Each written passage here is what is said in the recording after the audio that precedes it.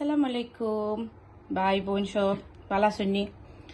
আজকে বানাইমু আমি অসাধারণ একটা রেসিপি, সিলেটর অসাধারণ ভাইরাল রেসিপি, যেটা না খাইলে সিলেটিরা মনে করে যে স্পেশালি শীতের সময় বাজা টমেটো সালাদ না খাইলে তাদের খানিটা কমপ্লিট হইতো না, বা ওই ধরনের একটা ভাইব আয়। লাইক যেদিন ডাইল থাকবো গরো, ডাইলের লগে বাজা সালাদ জাস্ট ওয়াও লাগে। চলেন আমরা দেখি কিভাবে এটা বানানো যায় আর বানানো হয়েছে। যদি আপনাদের পছন্দ হয় তাহলে আপনারা প্লিজ খাইয়া লাইক কমেন্ট এবং শেয়ার করবো আমার রেসিপিটা। আর প্লিজ নতুন কেউ যদি দেখে প্লিজ সাবস্ক্রাইব করবা। Thank you. আসসালামু আলাইকুম। দেখলানি কত সুন্দর টমেটো, উফ দেখেও তো লাগে যে কিছু তো একটা বানাইতাম। ওখানে কিতা বানানি যায়।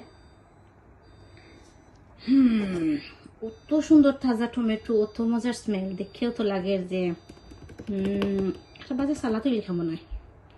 Let's start. বাজা সালাদ বানাই লওয়া যাক। বিসমিল্লাহ।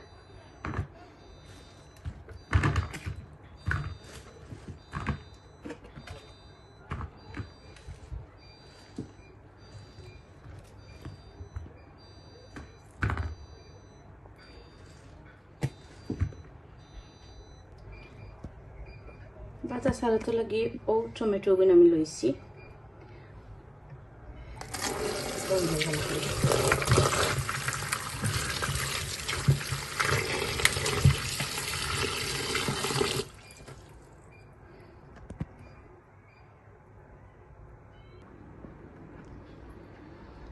নাও খাটি লিভার ফালা। Let's see. এই যে কাটিয়া লইয়া আইলাম, এখন এক একটা করে আমি ফ্রাই প্যানও দিলাইমু আর দিমু এক সাইডে পয়লা।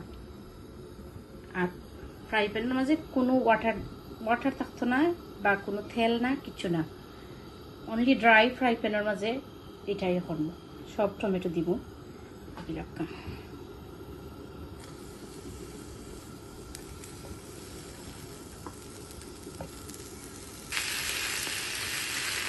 ড্রাই ফ্রাই প্যানের মাঝে টমেটোগুলো দিলাইলাম। খুব সুন্দর লাগে নাই? এখন উপরে দিলাম আমি 1 চামচ লবণ।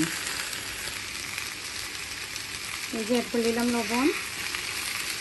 সবগুলো টমেটোর মাঝে দিলে যায় ভালো দিলাম। এখন আমি এটারে ঢাকা দিয়ে দিলাম 10 মিনিট। ওকে, আইয়া 10 মিনিট পরে লোক টমেটো থেকে পানি ছাড়া আরম্ভ হয়ে গেছে, অনেক পানি বাড়িয়েছে টমেটো থেকে। এখন ওই পানিগুলো শুকানো পর্যন্ত অপেক্ষা করবো। আইয়ার আরও 5 মিনিট লাগে। দেখো টমেটো পানিগুলো শুকাইয়া ইচ্ছে আর খিলা মাখু হইয়া ইচ্ছে। বুঝছেন? দেখো এটা একবারে ড্রাই নাই আর একবারে সফট নাই, একটা কালার আইছে প্লাস একটা থিকনেস আইছে। এই পর্যায়ে আমি এখন নামাই দিব আস্তে আস্তে। এই যে দেখো এই পর্যায়ে আমি নামাই আনলিছি।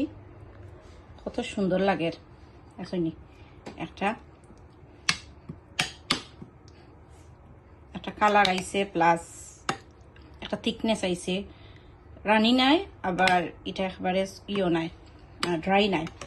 এই পর্যায়ে আমি এখন ফাইনালি মিশাই দিব এটার মশলা। আমি এখানে খাটিয়ে রাখছি, আপনারা দেখাই। কাঁচামরিচ, বন্ডুলার পাতা আর ওই লগে গার্লিক। সেও বাজা গার্লিক দেয়, বাট বাজা গার্লিক দিলে বিকজ যেহেতু আমি টমেটোটা বাজা দিছি, সো আমি বাজা গার্লিক অ্যাড করতাম না। এই ক্ষেত্রে আমি আস্তা গার্লিক অ্যাড করবো। আর মিশাইয়ে দিলাম ইনগ্রিডিয়েন্টগুলো, মশলাগুলো দিলাম। কাঁচামরিচ আর বন্ডুলার পাতা আর ওইল গিয়া কাটা গার্লিক। এই পর্যায়ে মিক্স করলিম ভালো করে।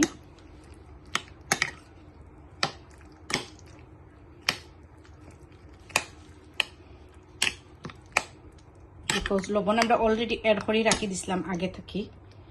সো এখন আপনারা দেখি অ্যাড করবা এই পর্যায়ে, যে যদি লবণ কম বেশি লাগে লাগাইবা, আর না লাগলে লাগাইতে নাই। আমি এখানে দেখিলাই